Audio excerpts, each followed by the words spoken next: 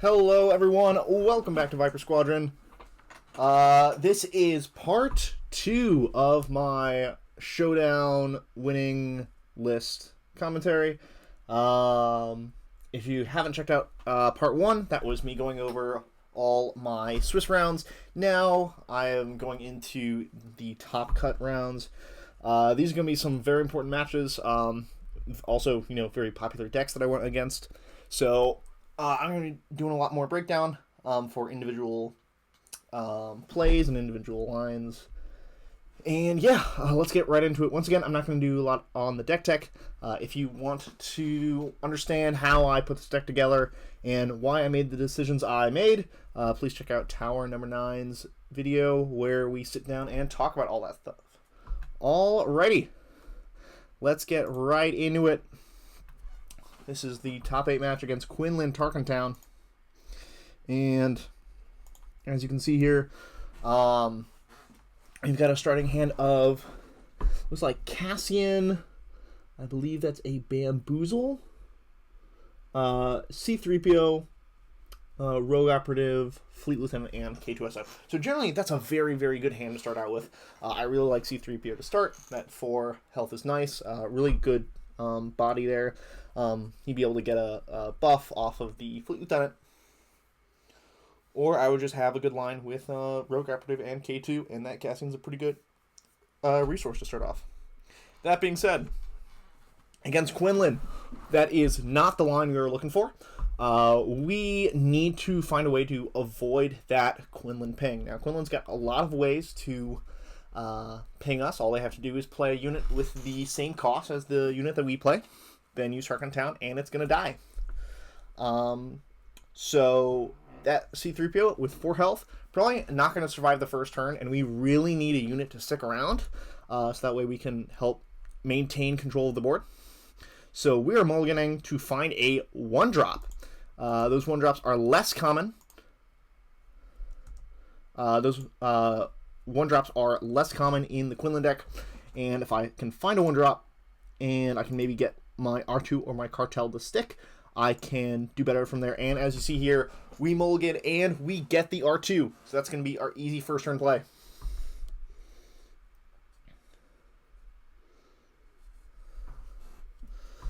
What did I, in fact, resource there? I think that was a Fleet Lieutenant.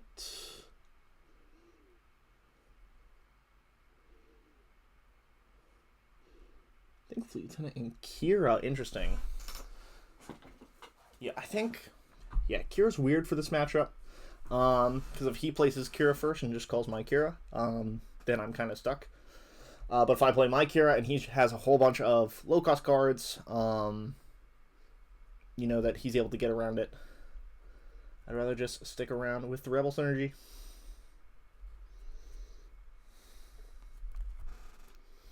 And my R2 is responding with a Grogu, so they're not the same cost, so my R2 is going to be able to stick around and play a little bit.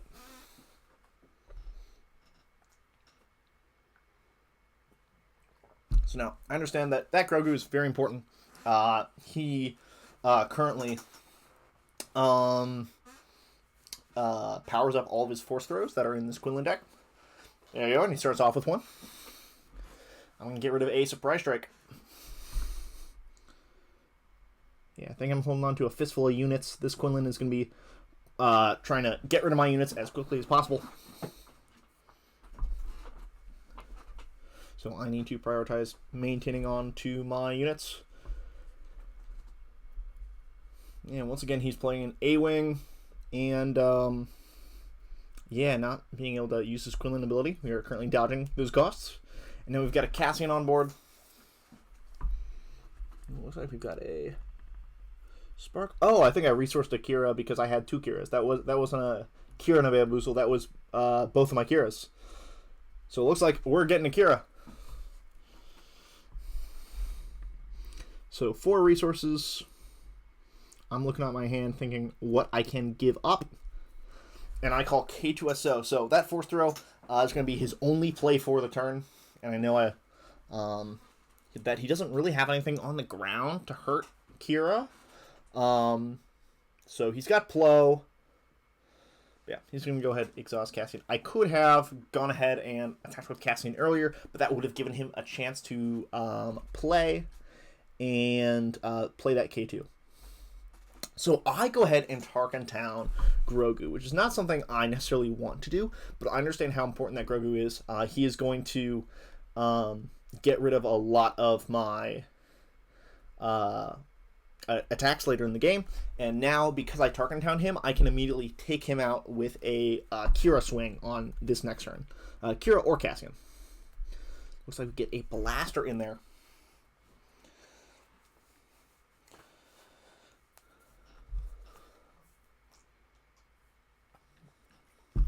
Yep, another reason to kill Grogu is that prevents that Plo from being played immediately.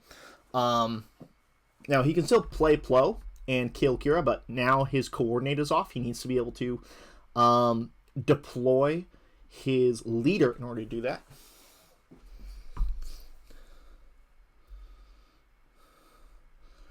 And we're going to start working our way to base. So he's going to go ahead and spark me, and he sees Plo and Red 3. And he's going to immediately take that Plo away, which is very smart. It's fine. We still have a play. We'll ambush Red 3 to kill that A-Wing.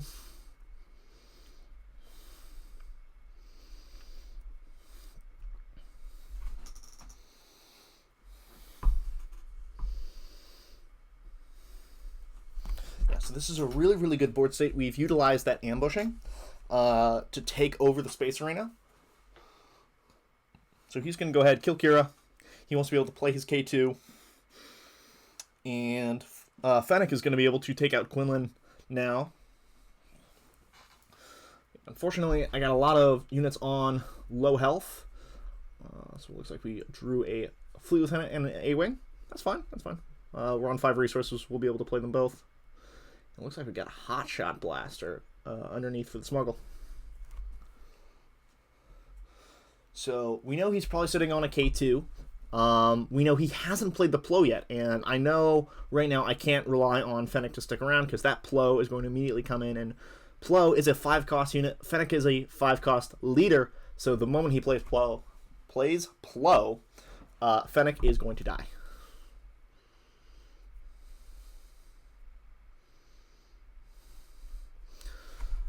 That is a lot. He could have... Yeah, he could have a force throw left. That would be his last force throw, I believe. No, he sparked earlier, I think.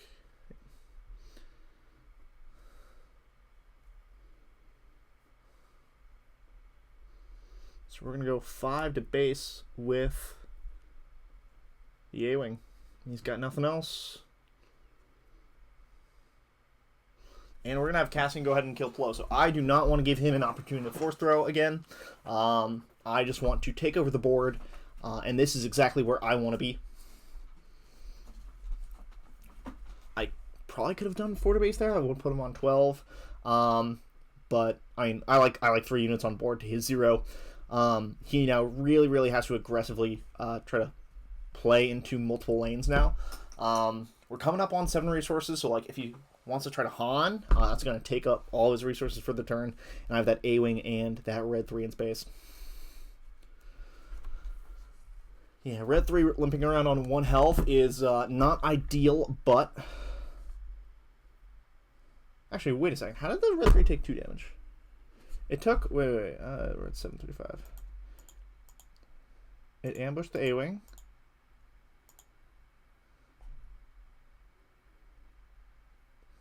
Wait, hold up. What? Watch that with me.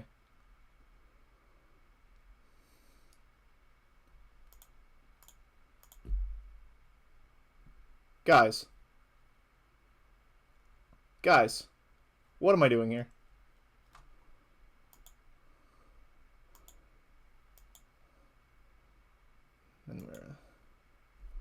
Okay.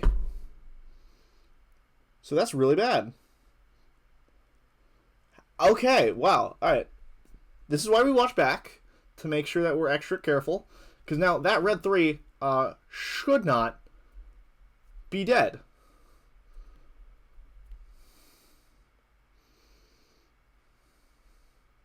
Okay. Well, I still think that we're going to be pretty good with this match. Anyway, we go ahead and smuggle out a Hotshot Blaster onto the Fleet Lieutenant. And that way, we get that extra pump to base. And now if Cassian wants to trade in, he's going to have to die. Or if Cassian wants to kill the Fleet Lieutenant, he'll have to trade in. Sorry, it's been a long day. I've been talking for hours. I do apologize for stumbling over my words.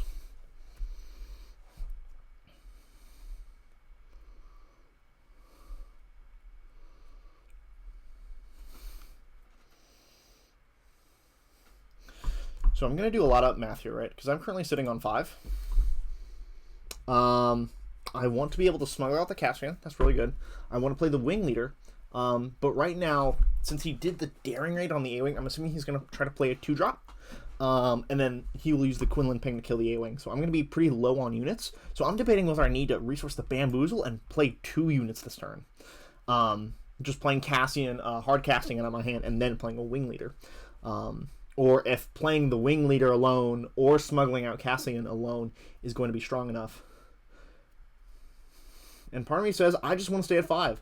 And that's another reason, like, I may also, if he's playing a 2-drop, like Sabine, I may want to ambush Cassian immediately.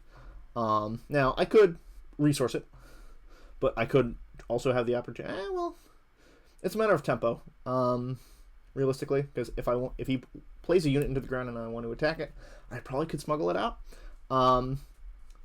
But I could also just want to play a Bamboozle as well. So he smuggles out.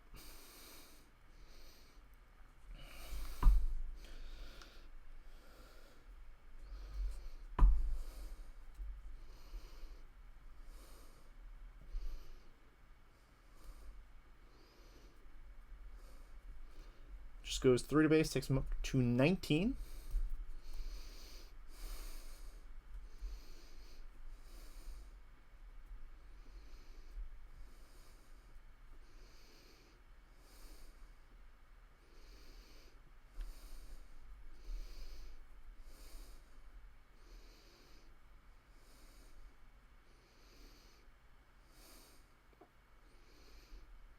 Oh, okay, never mind. So that would explain why I didn't resource the Cassian, because I had another Cassian down there. So I was going to be able to smuggle one anyway.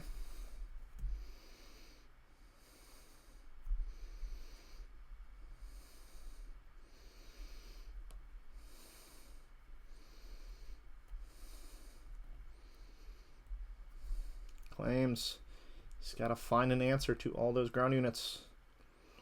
I think that was a K2 that I just pulled. Yep, and we're going to game 2. Yep, so sides that I'm going to make. Once again, L3 coming in.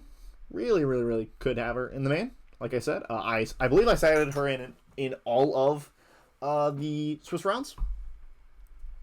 And yeah, once again, this is just entirely dealing with the ping Tarkin Town. Otherwise, 3PO is phenomenal, but it's just for that ping damage.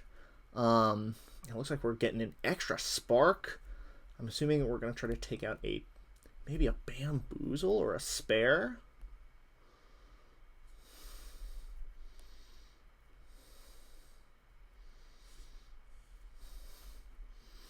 I honestly don't remember. A lot of this was spur of the moment. Yeah, it looks like we're getting rid of a spare, the target.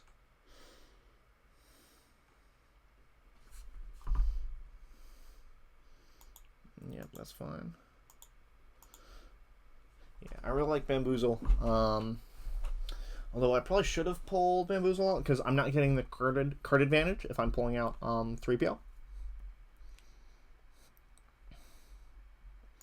So here we go. Once again, I have a 1-drop in my hand with R2.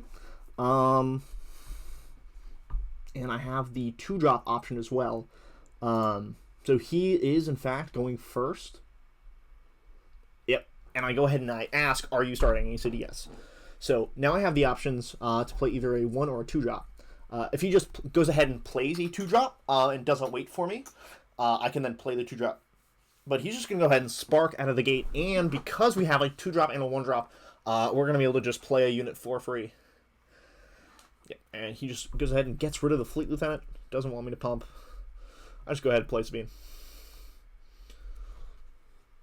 Looks like we got a hot shot there.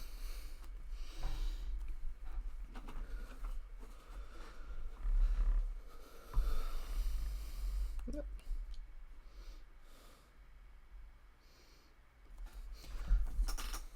So I just get rid of his Sabine. Yep, so now we got a unit that cannot be pinged and Tarkentown. Cassian, what an absolute legend. And so I'm going to resource an A-Wing there. That's very aggressive from me. I'm trying to keep the Wing Leader and R2 for the play here to get Cassian outside of range. I didn't see any bounce from him in the previous game, so I'm feeling pretty safe about Wing Leader here. And this is like, I also have a K2 in hand. Realistically, probably the A-Wing is super helpful to have around to ambush into Red 3s and A-Wings. But he just goes ahead and plays a Millennium Falcon. And we're going to go ahead and buff up that Cassian. Give him 2 experience. He's now swinging for 5.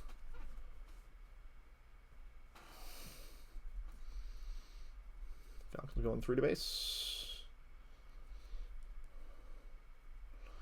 Cassian swings for 5.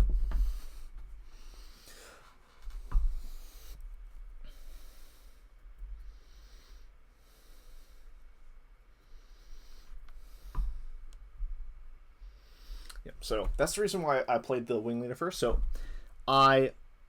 in that instance, I had the R2 and the Wing Leader. And I could have played the R2 first to not have my Wing Leader get attacked by the Falcon.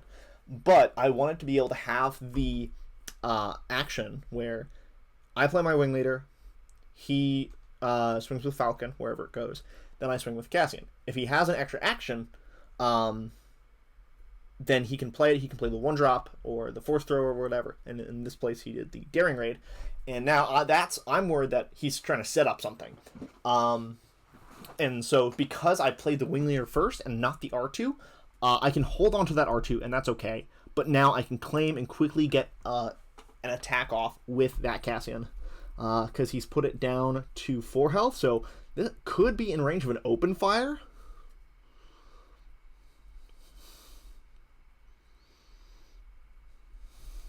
So yeah, I just want to have that explanation for why I did that. Like, I had the R2 in hand, ready to play it, and ended up not doing that because I wanted to get that second attack in with Cassian for sure. Putting his base up to 10 damage, and now I feel really, really strong. We're going into the flip turn for both of our leaders, and he has to pay for the Falcon, so he's at 4 resources. I know he's not going to plow.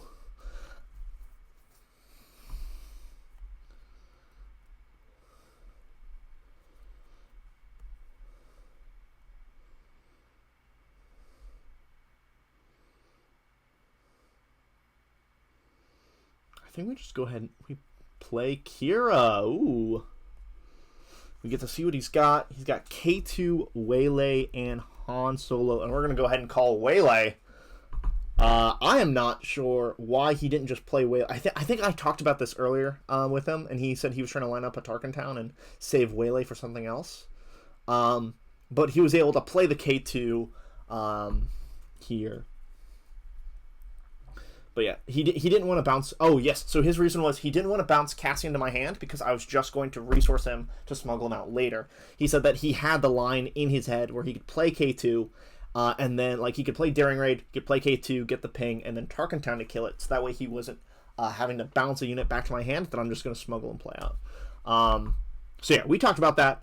Good on him. Like he's a very good player.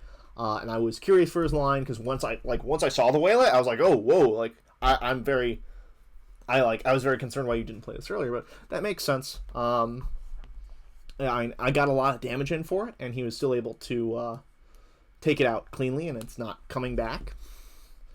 But yeah, I felt pretty happy getting that damage in. And once again, his Falcon and the Wing Leader are just swinging the base in space, completely ignoring each other.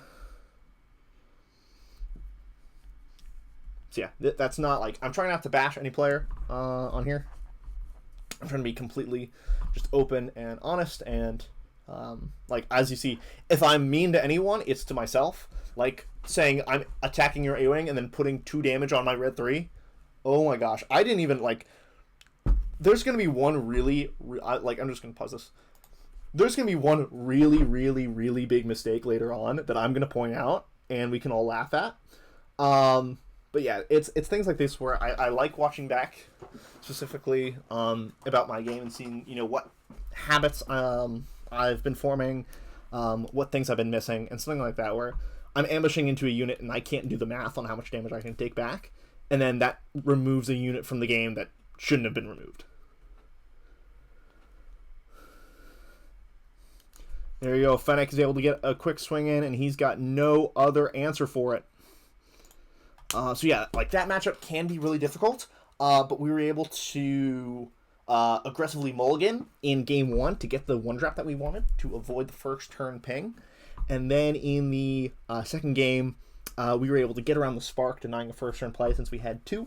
And then from there, we just stayed out of Tarkentown range until we were able to build up enough damage on board where we could swing out Fennec, hit a couple times, and the game was over. All right. So now we have this matchup. Sorry for the change in POV. As you see, that side of the table did not have a lot of space. And this guy had been defending this table all night with that very shiny and apparently one-of-a-kind island that he uses for his blue base. Very cool. Very unique. I don't see anyone doing something like that. And it's a very pretty island up close. So this is game 1 against Cad Blue in the top 4.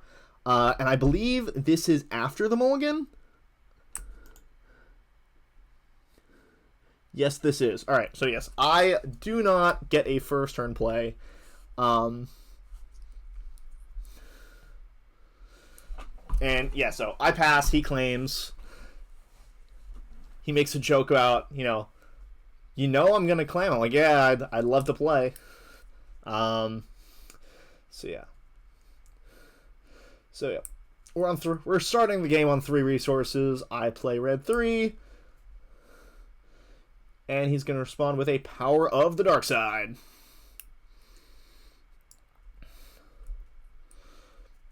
I'll say I like this angle a bit more. You're able to see better angle of the cards. I might try going over my right shoulder instead of my left from now on.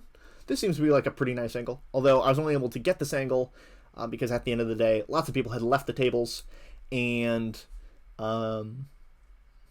there's way more space. But I might try this. Generally, I like the tokens on my right side because that's just easier from, I'm not reaching across my body in order to grab tokens every time. So then, like, since the tokens take up space on the right, I like the phone stand on the left.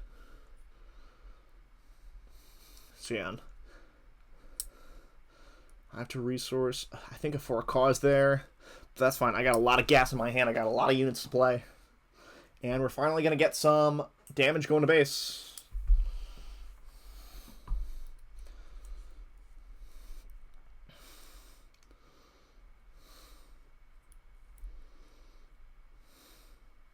So yeah, so this is where, there's a lot of math here involving Cad, right? Because Cad's always going to have that ping damage. And for ambushing, we're always going to be leaving our units on very little health. This is why Cad Tarkentown is one of the most difficult matchups we have. Cad Blue runs into the same issue. Although they have no Tarkentown, but they've definitely got pings. So we're going to go ahead and play red 3 and ambush into the cartel, taking the correct amount of damage this time. And because I left a unit on 1 health, Forlom's going to be able to get a 2-for-1 here. Now, part of me, looking back at this, knowing that I had a cartel turncoat in my hand, and I think I finish out the turn doing that. So part of me wanted to... So the important thing, right, is to get the cartel turncoat out of the cartel spacer out of the way. If I just play the cartel turncoat, right? He then ambushes, or sorry, he just attacks with the cartel spacer into the cartel turncoat. I think he wants to leave everything on one, so that way when he ambushes in, he's always going to be killing a unit. So I think that this is the right way, because now I have a fully healthy cartel turncoat. Even if I were to play, yeah, I think it was dependent.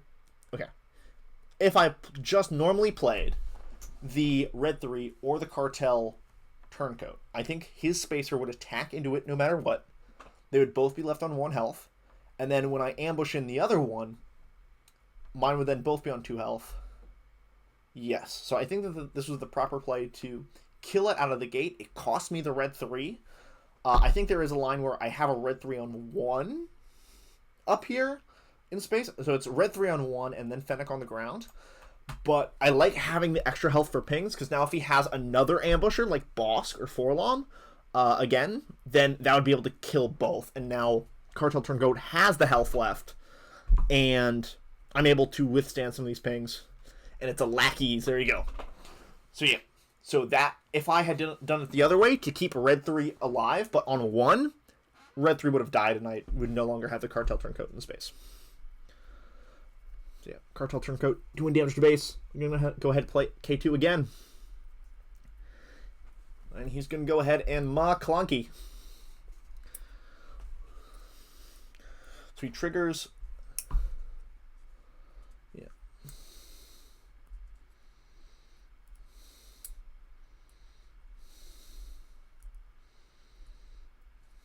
Oh, I think, hold up. Oh, I think he caught me there.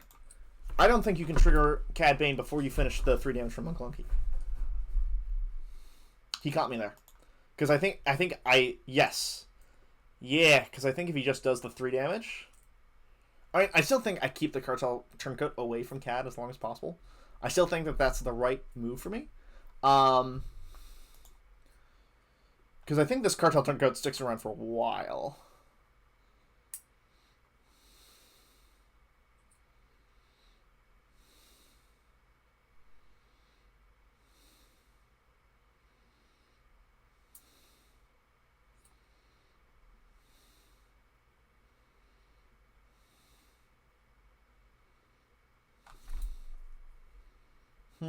Okay, so yeah, that's something to keep an eye on in the future. He said Cad trigger before he actually finished McClunky. But I think it would have done the same thing either way, unless he chose to kill the Cartel Turncoat. But he could have done that with the McClunky damage anyway. Okay, never mind. He doesn't stick around. He just dies to make an opening.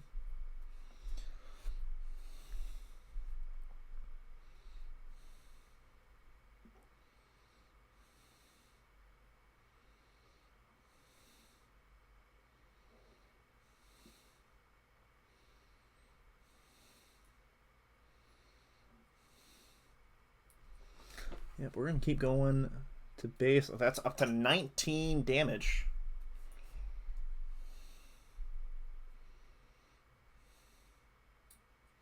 And we're going to go ahead and play a Sabine. So we are able to... So we're slowing down. He's got a lot of gas. He's got a lot of cards on hand. He's got a lot of resources. I'm worried about a Vigilance by now. But we've got a Falcon in hand. We're going to have to resource a Fleet Lieutenant because we know that Sabine is not living to make an attack.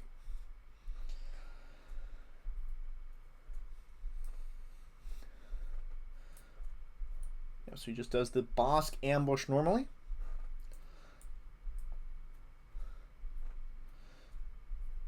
So he does the Bosk ambush. We haven't used Tarkentown yet. I love using Tarkentown for these ambushers that like to stick around. And now he's going to start swinging into base.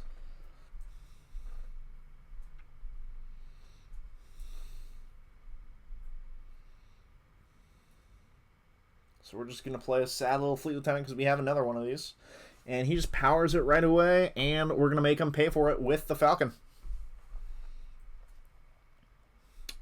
He does 2 to base, and we paid 3 for a Fleet Lieutenant, 3 for a Falcon, and we just happen to have a very nice surprise strike in hand.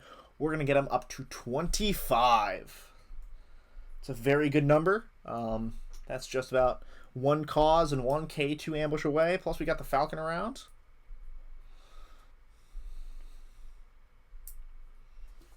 Let me go ahead and bounce that Falcon. Once again, so we did draw a ground unit. We drew Rogue Operative. So that's going to be really good to go kill Cad Bane. But he bounced. I bounced Falcon in my hand, and he's going to make me pay for it with Bazine.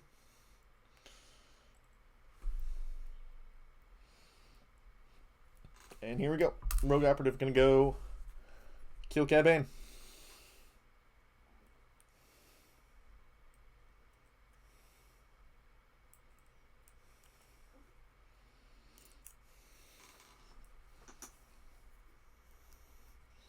Yeah, and so the Bazine ended up pulling me for a cause I believe in. And that's going to be 4 damage to base. That gets him to 29. So now we have a lot of different outs here. I could find a K2SO. I could find another for a cause. Although I think I've already played 2 K2s. I played 1 cause and I resourced a cause. That being said, if we have a Sabine unit, we could ambush the Sabine unit from our hand into a unit and then on attack do 1 to base, and that would be it. But right now, we have to go searching, and we got R2s, so we are going to use Fennec's ability to ambush R2, doing the when played ability and the on attack ability. I believe that was like a rogue operative or something. And we are just trying to find another Falcon, another K2, or another cause. And we're going to get rid of, I think that was another like basic unit. Maybe like an A-Wing or something. But yeah, we are just looking for our reach damage. So he's going to play Bounty Hunter Crew. He kills R2-D2. And he recovers Make an Opening, so that's going to give him a little bit more breathing room. And once again, so we drew 2 R2s on that last turn. And that is a Millennium Falcon that we found on top. We know that's our answer to the end of the game. And he is very, very upset that I decided to keep that top card. He knows that something is coming.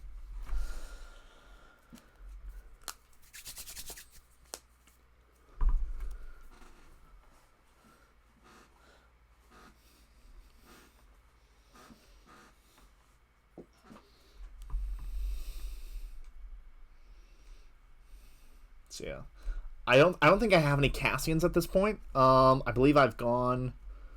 I think I played one. I think I don't know whether I have a Cassian because he does claim here, and I don't even check if I have a Cassian. That'd be real. Oh man, did I ever resource a Cassian here? So he just goes ahead and claims, and we pay 3 for red 3. So he's at 29.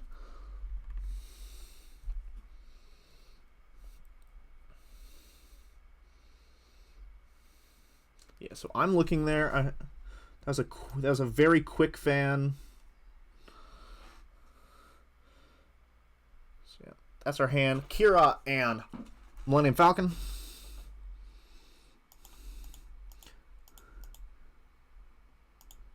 Nope. No casting down on her. No blaster either. So even a hot-shotted R2 does not get it. So he uses big CAD unit and captures both red 3 and R2. And this is where we're going to have a huge play here. We're going to play Kira, who's going to single-handedly close out this game. He has a Make an Opening, Takedown, and a Syndicate Lackey, and he only has 4 resources remaining. I know that the only thing that he can stop the Millennium Falcon is with Takedown. So, of course, we're going to call Kira. Now, he's got the 3 resources, so he's going to play Make an Opening. He's going to heal up to 27. He thinks he's safe. He is not. We pay 3 for the Falcon. And the beauty of this play is that he has 4 resources left. Let's go back. He has 4 resources remaining after he captures my 2 units. I play Kira. He has 4 resources remaining. He can't play the lackeys to kill Kira immediately. Takedown is the only thing that's going to stop this Falcon. Even if I play Falcon and he makes an opening on the Falcon, I'm just going to claim and then swing with the Falcon right away. Now, his only answer is that if he has a way to kill Kira with stuff on the ground, he does not. Bosk has 4 power. The Bounty Hunter crew has 4 power. Kira has 5 health. That 5 health on Kira single-handedly wins the game, because if he has a way to have Bosk swing for 5 into Kira, Kira dies, I play the Falcon, and it's met with a takedown. Kira, 5 health, instantly wins this game. Removes takedown. His only option to try to stay in this game is to make an opening. And if I had any other card outside of a Falcon, we probably don't win this game. Insane. Insane. Generally, it's not that close. Missing the first turn play was really bad. So I debate bringing Ketsu. I haven't seen bounties on him from his deck. I haven't seen enticing rewards. I haven't seen top targets. I'm debating bringing in Ketsu. That being said, I have seen making openings, so I am very worried about bringing in Ketsu and having her die to stray shots. She's also low health, which means that these cat pings are going to do essentially have more of an impact on her rather than R2 or 3PO sticking around. I think I end up taking out a Bamboozle for the Spark, and I debate for a long time. I do not put the Ketsus in. So let's see here.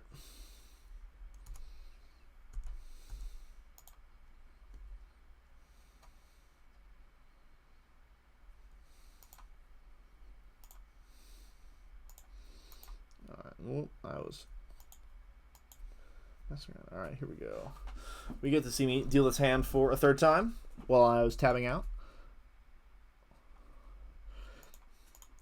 Here we go. All right, so this is, I like this start so far. That looks like a Sabine, a Cassian, a Fleet Lieutenant, Falcon, that's Spark Boozle, and Cassian. And now that's a Spare the Target. So I get rid of Spare the Target and Falcon. Primarily because I really like Cassian against these CAD decks. The extra health is really good. Can't die to a McClunky plus a ping. So he gets rid of the Fleet Lieutenant. I end up drawing a Fleet Lieutenant. Yeah, so once again, I resourced a Surprise Strike there. I'm like very, very concerned about keeping units early on. I don't want to have a handful of pumps. And then my opponent plays very well. And suddenly kills all of my units.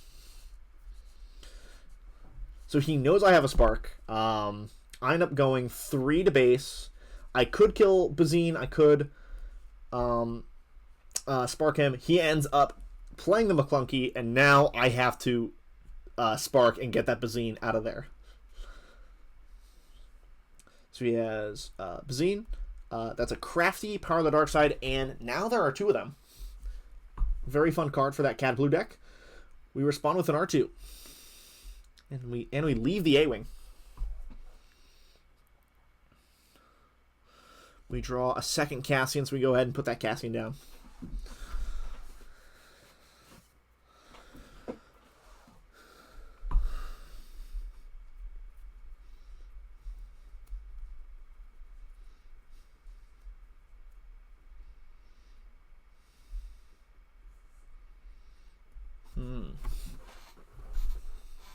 So yeah, he's got, we know he has power, and now there are 2 of them. He may have resource, now there are 2 of them, if he doesn't, guaranteed to have gas behind it. Crafty trades his shield in for 2 damage on R2. R2 just does damage in. And we go ahead and get red 3 out of there. Please make an opening, killing R2. And now that Crafty with his shield down looks like a good target. Just go ahead, play Cassian with the ambush.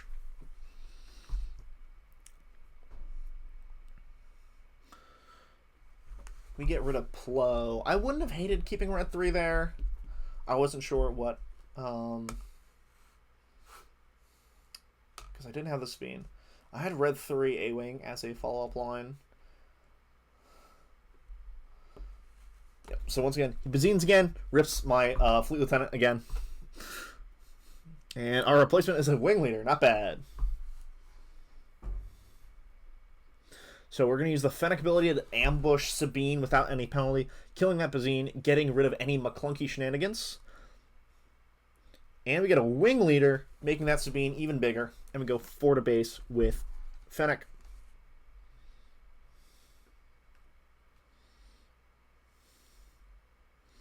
So now we've got that 4 cause. We have A-Wing, Rogue Operative, 4 cause. We're sitting on 5. I'm perfectly fine. We're going to play that A-Wing pretty much no matter what. He goes ahead and plays Cad Bane, deploying him out. I think we have a Cassian that we left from before.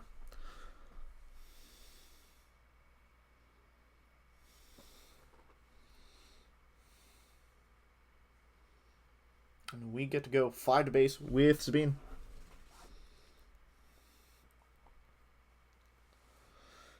And he kills Fennec.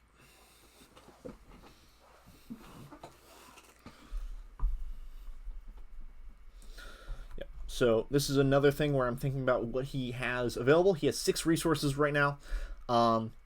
If he has a Bosk or a Forlom or a Syndicate Lackey, I have the 1 health Wing Leader that's out there. He would just play it. It would ambush into Sabine, and then the Cad Ping would kill the Wing Leader. So I play this A-Wing. I'm potentially, if he has a make an opening or something to kill this Wing Leader, I'm okay with that because I'm denying the big play of the 2-for-1 off his unit. Yeah, and he ends up playing a Spacer, getting the exhaust. So yeah, I gave up that attack as insurance to prevent a 2-for-1.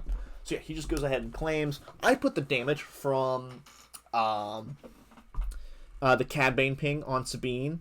My thought there was I have Rogue Operative and A-Wing, so Cad cannot kill Sabine. He would need out-of-hand removal to do it.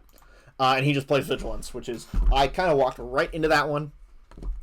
Ends up killing Sabine. I put her right at 3 health. Kills Sabine, heals for 5. And now I know he's got 1 left. I think we just got to kill this cat. What do we do? No. Ooh, we are protecting our space.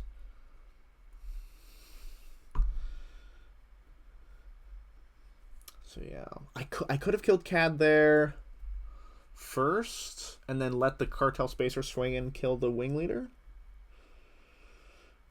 Oh, but I have an R2. Yeah, so the R2 can swing and attack Cad if he wants to. So that looks like Cassian, Kira for cause. We're going up to 6 resources, resourcing that Cassian. And he stays at 7, so I know that he does not have his Super Laser. He doesn't have his Snoke. He's got a Vigilance again. And we're going to see why he stayed at 7.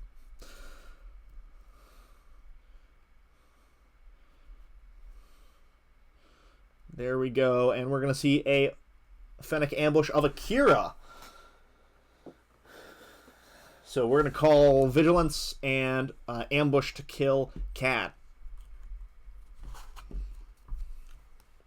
And yeah, now that we've taken Vigilance away, at least for a little bit, we're now going to get a full string of attacks here, pretty much, unguarded by Cad.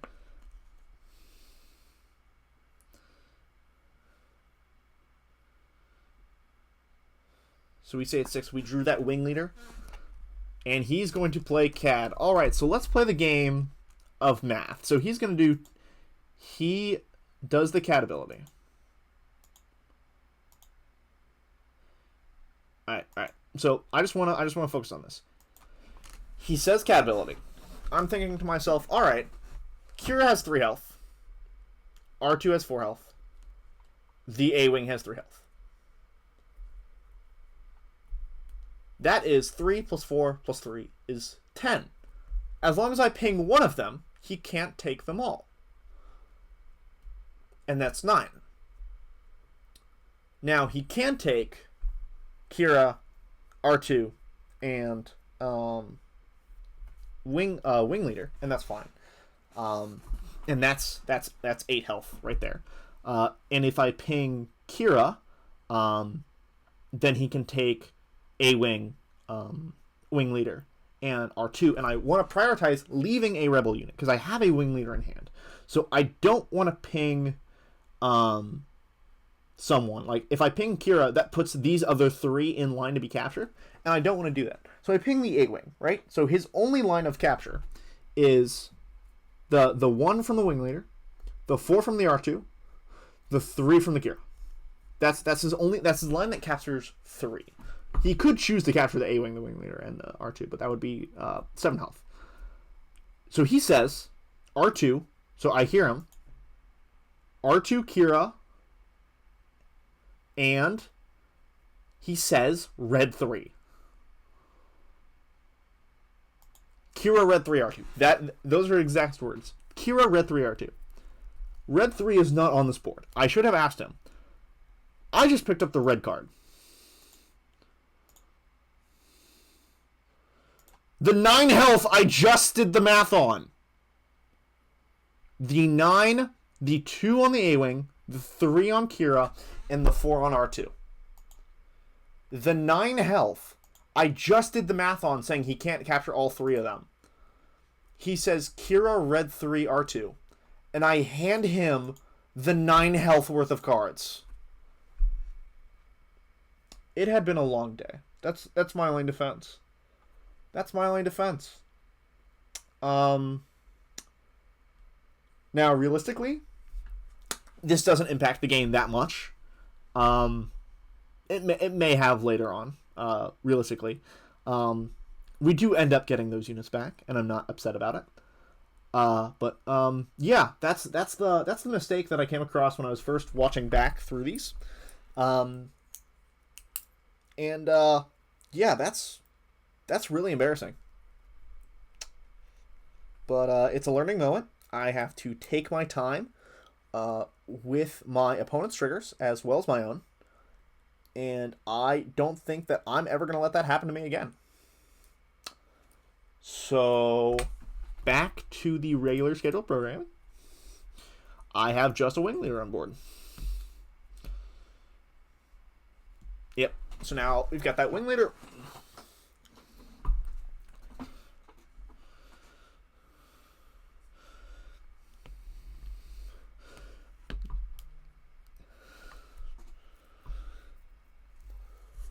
So we get him up to 21.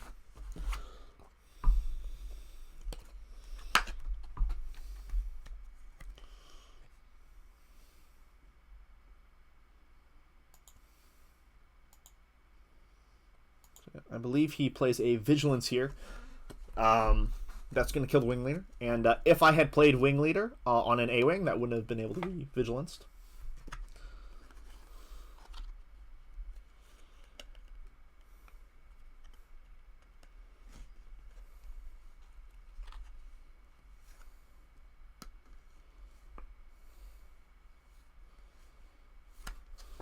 There you go. All right, a little bit of a math issue there.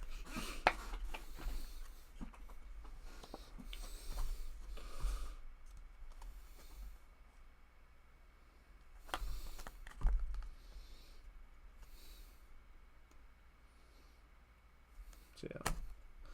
Right now, I'm looking at how to get my units back from underneath that cat. I haven't used Tarkentown yet, so I'm looking for like a rogue operative. Just gonna go ahead and play make an opening. He's going to heal back to 16. And we're going to play for a cause. We're going to go try to find a unit that we can use to get our units back.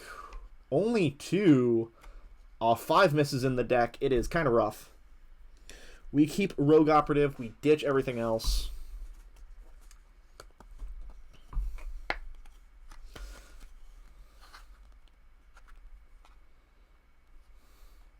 So he claims he does not want to give me an opportunity to play my units back. And we just go ahead and respond by playing Sabine and a Cartel Turncoat.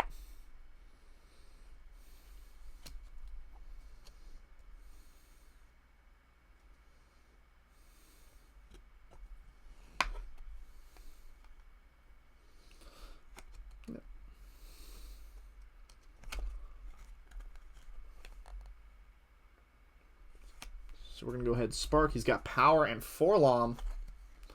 And we're going to go ahead and just eat eat Power. Because we don't want him touching our Cartel. So he's going to go ahead and smuggle out a Lom Pike.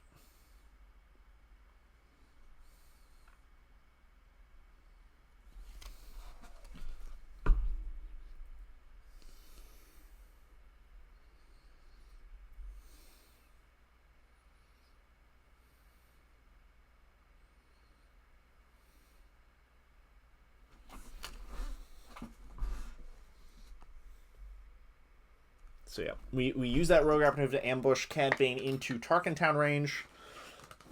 We then TTown and we free all of our friends. And suddenly our board looks way better. And that is a 4 Cause and a Millennium Falcon off the top of the deck.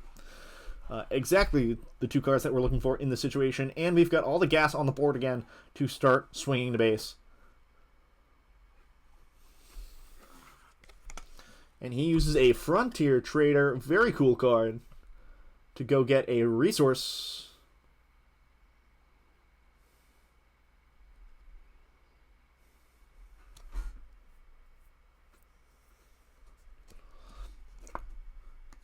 So he's just going to go ahead quickly, Super Laser.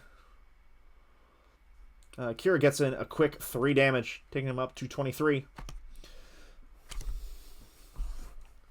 So Falcon gets him to 26. And we're going to get it right there off a 4 Cause. Insane reach there. Gotta love, oh my goodness, this deck does never, ever give up. And yeah, that was the top 4 match. Very, very fun and tight first game. Second game, lots of ways to try to get around those Cat Pings and that control. And now we are going into the final. Going up against a Django TTown. So once again, this is a matchup that I struggled and I lost to earlier in the day. And I had a chance of redemption trying to beat another Django. So let's see what I got. I think we have a Sabine to start out. Now this is one where I don't like having to go first. I want to see if they play something. Now Django is not as easy to trigger as it is for Quinlan or Cad. Cad triggers the ping on pretty much every first turn they play. Quinlan also just has to match you and they get it. However, this Django could play an ISB agent or like a Daring Raid to do damage to Sabine and then kill her with the TTown. He only has a Crafty to start. That's an excellent start for us.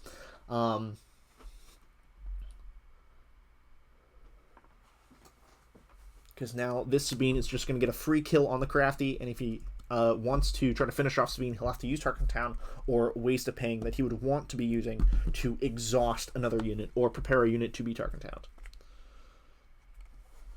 So Sabine just goes ahead, swings, kills Crafty, takes 2 damage.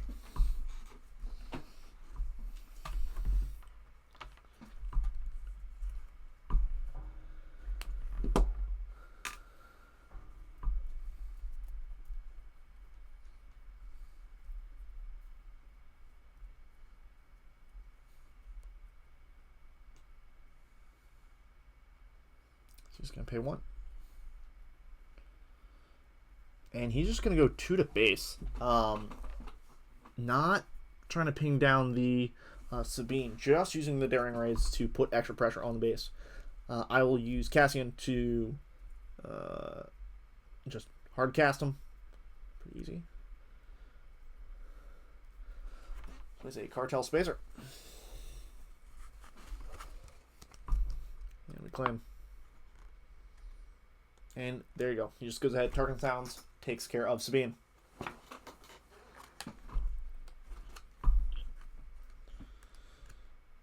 So now with TTown out of the way, and I've got a unit on board still, I feel pretty good. That Cartel Spacer also generally very easy prey for us to ambush something into. Although I don't think we have anything good to ambush into it right now. I think the only thing that we've got right now is a Fleet Lieutenant for unit-wise. I was kind of bad at the end of the day trying to show to the camera. So, although this is the most recent game in memory, I'll try to tell you what I got. Because I think I had a Surprise Strike and a Fleet Lieutenant. I was saving the Surprise Strike once again for our favorite trick, which is using Surprise Strike to have Fennec kill Django and survive. So I'm holding on to that Surprise Strike for next turn. I have a Fleet Lieutenant in my hand.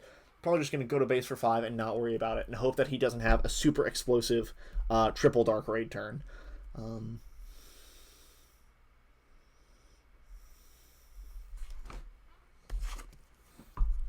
Just go 5 to base straight away.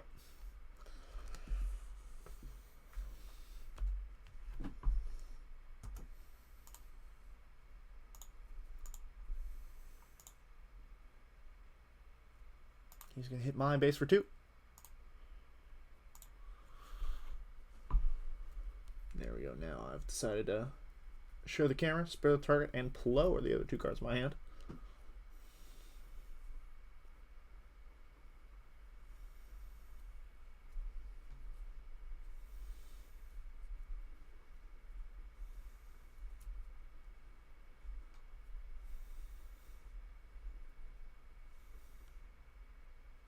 Oh yeah, that's actually the most surprising thing. He had nothing to play on the 4 resource turn. He completely missed. Which is yeah, that was definitely a big help in this game.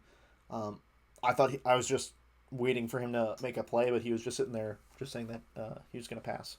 So yeah, that definitely helped out in this game a lot. I was expecting a triple Dark Raid, or even something like a 5th Bro or a 7th Fleet Defender or a Phantom, something to put a lot of pressure on my board. And yeah, just me getting a free Fleet Lieutenant attack out of it felt really good, and we're able to keep swinging.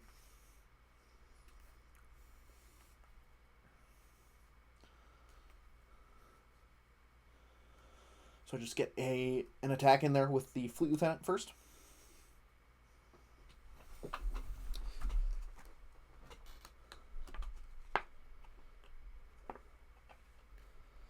I like swinging with the Fleet Lieutenant first because Cassian has that extra health. Where if I attacked with Cassian first and he had an ambusher like Forlom or Bosk, he'd be able to kill the Fleet Lieutenant. Meanwhile, he would only exhaust the Cassian. So he plays a sneak attack, Ruthless Raider, does 2 damage to base, and exhausts Cassian.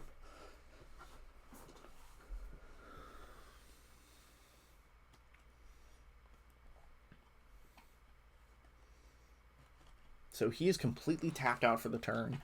We're just going to go ahead and deploy Fennec, preparing that Surprise Strike to go ahead and kill Django.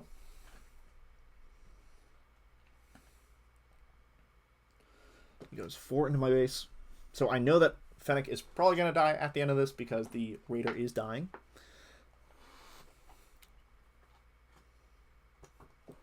Just go ahead and play Sabine.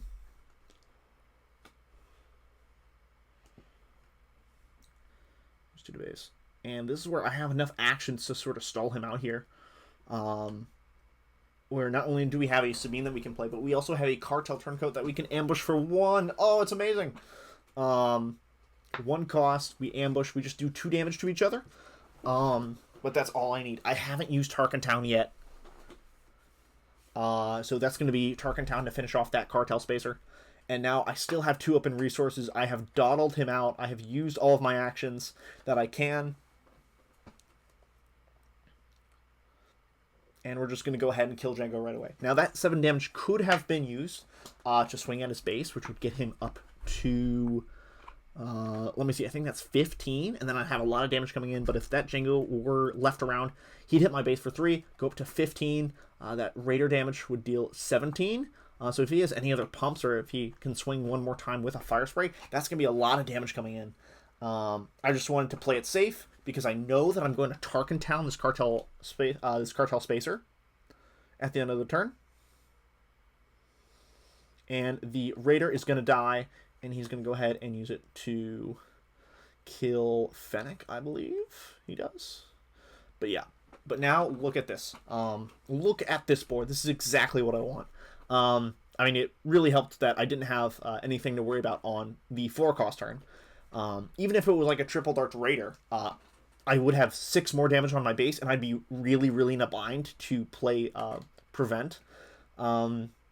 Essentially, just prevent damage at all costs. I'd be at 20 damage on my base if he had a triple Dark Raider. Even if he just triple Darked for a like a Phantom and did 4 more, I'm at 18. Now I'm at threat of him playing a Raider and swinging once.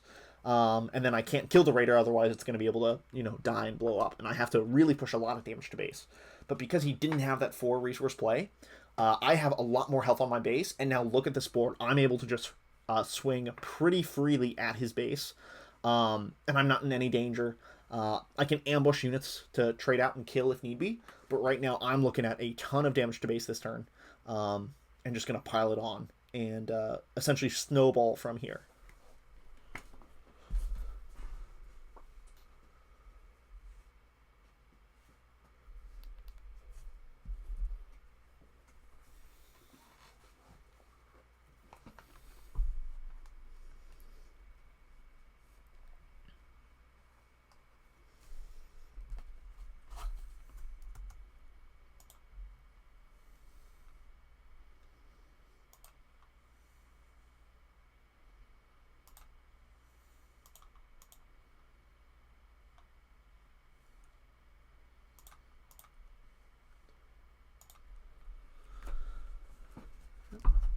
Just taking a minute thinking about turns. There's a lot going on here. Just going to go ahead and play an ISB agent. And he reveals a triple... sorry, I think that's Daring Raid, I'll say. So he just kills the Cartel Turncoat, draws a card.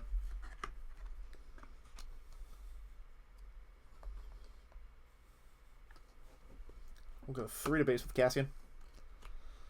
I'm not worried about trying to swing into this ISB agent. At this point, I know that, like, I've got control of the board. He's got to find some way to come fight me. And I've got a lot of time right now to just swing the base.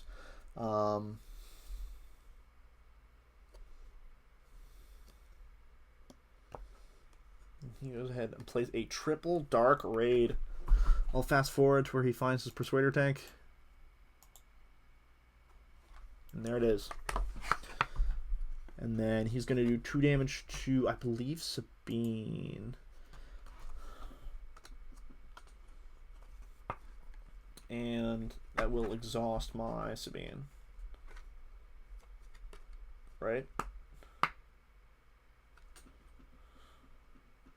Yep. There you go. So that Persuader tank comes in ready, and I just need a simple answer to it. And we have it ready, and that is Bamboozle. So we're just going to go ahead and exhaust it. He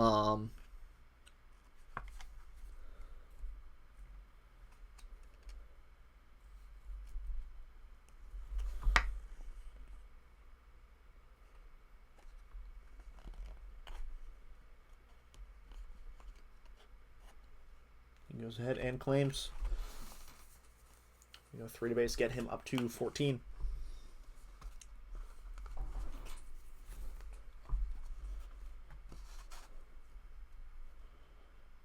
And we're going to do a little... This is a little greedy, but I like it at this point.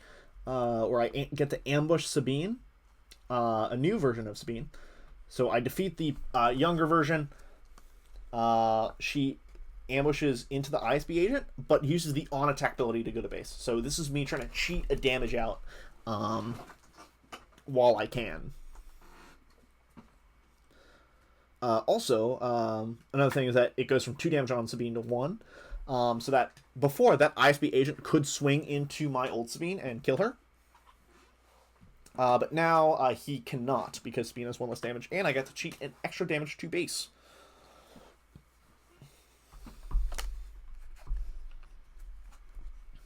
Yeah, I appear to be very camera shy this match. Long day, I'm just hunkering down on my right arm. I'm just leaning on it. With my cards.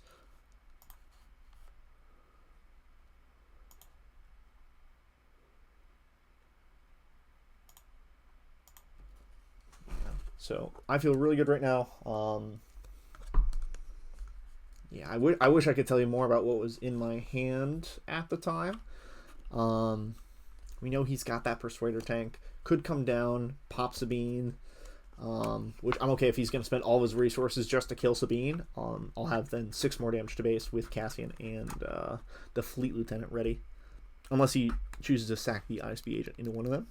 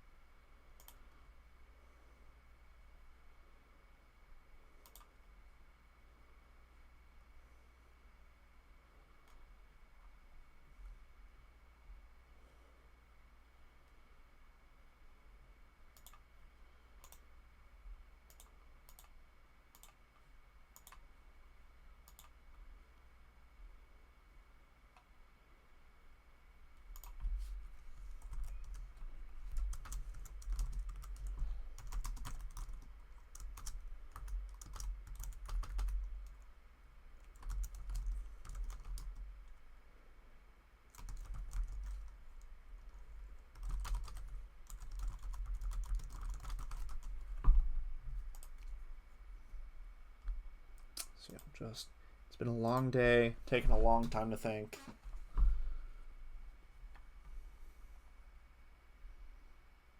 And he just goes ahead, does 1 to base.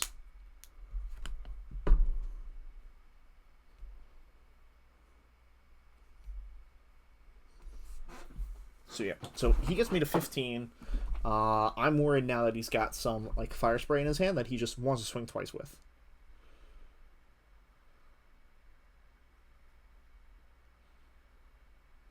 Yeah, so it looks like he's got triple Dark Raid, Daring Raid, that's a P38, and the Persuader tank. And Kira will go ahead and resolve the ambush and kill that ISB agent. So now he has a triple Dark Raid that costs 6.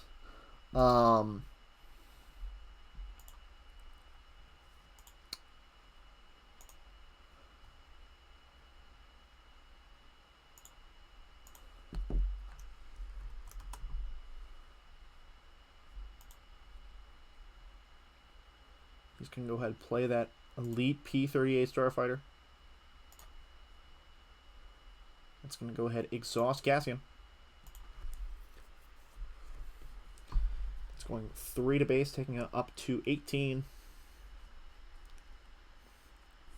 Yeah, I went ahead, got that attack in with Sabine because I know he's got that Daring Raid in hand.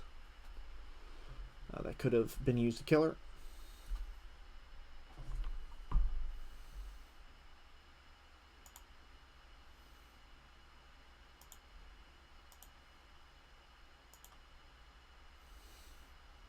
He just Daring Raids my base.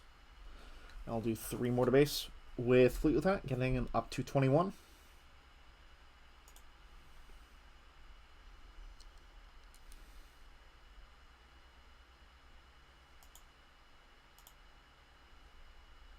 He claims he's got to find a way to stop all those units, and it looks like I get a Hotshot Blaster.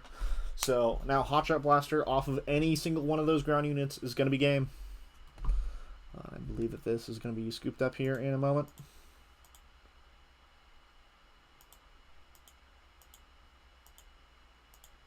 Yep, going to game 2. Once again, we're doing the same siding strategy where we're bringing L3s, Daring Raids, and that extra Spark Rebellion. We're taking out C-3PO, the 4 Cause, and I believe that was a Bamboozle. I've been going back and forth on whether I want to remove a Bamboozle or a Spare the Target for this matchup. That is a Bamboozle that I removed. Bamboozle and Spare the Target both do kind of the same role in this, and that's help lessen the effect of a triple Dark Raid. So it doesn't matter whether I bounce the unit or exhaust it. It's not giving its attack and it's returning the hand. It's just a matter of sometimes I do want to fully bounce a unit, whether like they play a Raider or they play a Fire Spray, me just like exhausting a Fire Spray isn't going to be as powerful as bouncing it right away, because they're going to have to spend 6 resources again to play it again on the next turn. So there's some reasons why I like Bamboozle. There's some reasons why I like Spare the Target. I'll generally sway away from Bamboozle if I'm also removing C3PO, which I did for this matchup, in order to put L3 in the deck. L3 is there to prevent getting pinged, and then subsequently getting Tarkin down. So that's an interesting hand. That has multiple R2s in it. Deciding against it, trying to find a better line. He is going first. So even if I could get like a Sabine, I'd be okay with that. I think. Let's see what I got. So I have an L3 and a Sabine right away, so I have good first turn options. I also have an R2. No. What did I resource? I think I have a Wing Leader in there as well. Yeah, so I resourced the A-Wing. So I have, I think, Spark. Ooh. I think Spark, L3, Sabine, Wing Leader. So I'm looking at the Sabine Wing Leader play to get outside of Tarkintown range. If I can afford it and be cheeky. So he's just going to go ahead and daring raid the base. And so this is probably where I get a little bit greedy. If he has an ISB, if he's baiting me out here and he has an ISB agent, or he has another like 1 cost, like if he has a daring raid here and he just daring raids into Sabine, and then he Tarkin Towns, I'm probably in trouble. He's gonna have his 3-drop. The next turn I'm gonna have my 3-drop, and my 3-drop right now is Wing Leader. So if Sabine dies here and I don't top deck a good 3-drop, I'm probably in trouble. So this is really, really greedy. I probably should have just played L3 to be safe, knowing that he can't remove it. But yeah, that was looking back. This is insanely greedy. Ooh. And should just be L3 in the future, and maybe I don't keep Wing Leader in the future, if I'm worried about that. But I am very excited to play Sabine, and he plays a daring raid again. Eventually? Yeah, he does.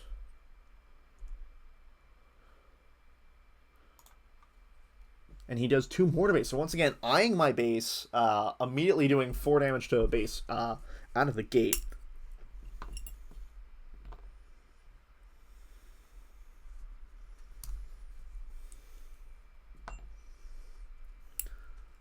So now I'm debating whether that Wing Leader is going to be fine or not.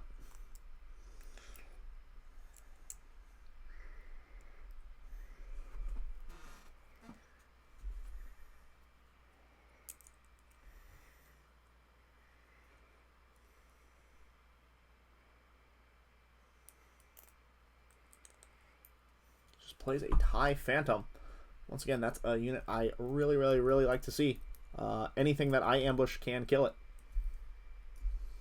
So I play Cassian once again, trying to give myself better Wing Leader options here. In case he ends up exhausting or finding a way to get rid of Sabine.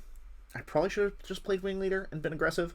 But I think I was trying to stay away from the Phantom to start, and I would take care of it later. And I end up drawing a red 3, which is really, really good. I would like to go red 3 over the Wing Leader, because when it ambushes into the Phantom, it sticks around, right? And then it gives buff to all of them. So I think I resource the Wing Leader the moment that I see the red 3.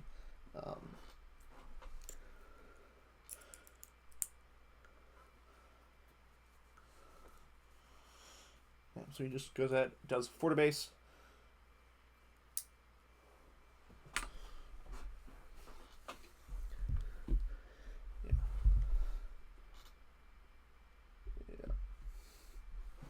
And I think that, once again, I'm playing, like, super aggressive here. Saying that, like, alright, I'm just going to keep ambushing units. I'm going to play big units. I'm okay if you Tarkin Town. I'm okay if you ping. I'm okay if you exhaust. Because I could easily have swung with Cassian or Sabine first. And just get some damage in. Although, in my mind, I'm thinking, alright, if he plays a card to exhaust one, I attack with the other. Or if I ambush with red 3 first, he can then choose to exhaust one or the other, and then I attack for the other one for 4. Or I can attack for 3 and see if he exhausts the other one. If he doesn't, I get to attack for 3 more. So I think that this is fine, but here's what he does is that he triple dark raids for a fire spray instead of Tarkin Towning red 3 right away. So this is going to grant raid to my ground units. So they're going to get some extra damage here as they push in. Although, I mean, he started off with 2 daring raids to my base. I'm at 13 already, and we haven't I'm at half my base damage, and he hasn't even deployed Django. We haven't even gotten to 5 resources. Although now that I'm racing him on the ground, I've got a lot of damage piling up. I've got him at 11, and I know that his fire spray is going to bounce to his hand this turn. I'm going to have ground presence. It's going to depend on whether he Tarkin Towns, and yep, there we go. He gets rid of red 3. If he had done that before swinging with the fire spray, that would have saved him 2 damage. And I still think I have to go back. Because let's see here. So the moment that I ambush with the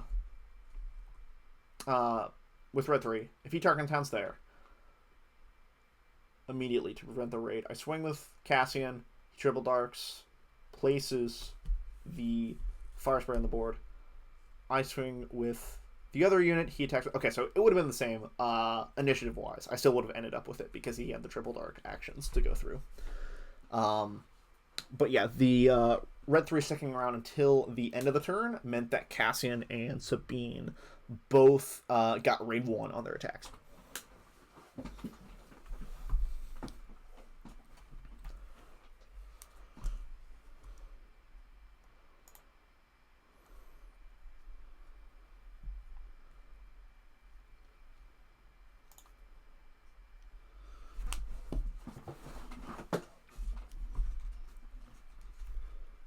And here we go. So we just go ahead and start with a spark. We are going to get and attack that hand. So he has 2 fire sprays, a No Good to Me Dead, and a Cartel Spacer. So this seems pretty good. I do like that he's got multiple fire sprays. It's not like he can play fire spray and a raider back to back later in the game. I just take away the No Good to Me Dead. That Cartel Spacer is not going to be able to exhaust anyone unless he deploys Django immediately. And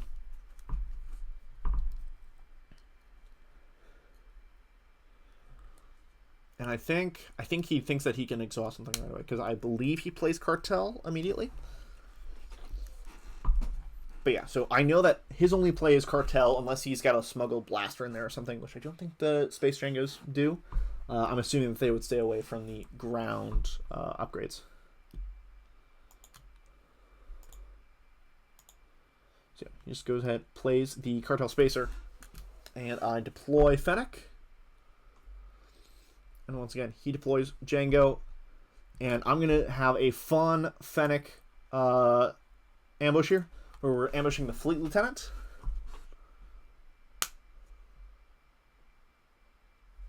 So the Fleet Lieutenant is doing 3 damage, and then he's giving the +2 to Cassian to do 5 damage into Django. And that is a clean Django kill, only using the Cassian unit and a unit from hand. So now Fennec and Sabine are both on board, able to do damage to base.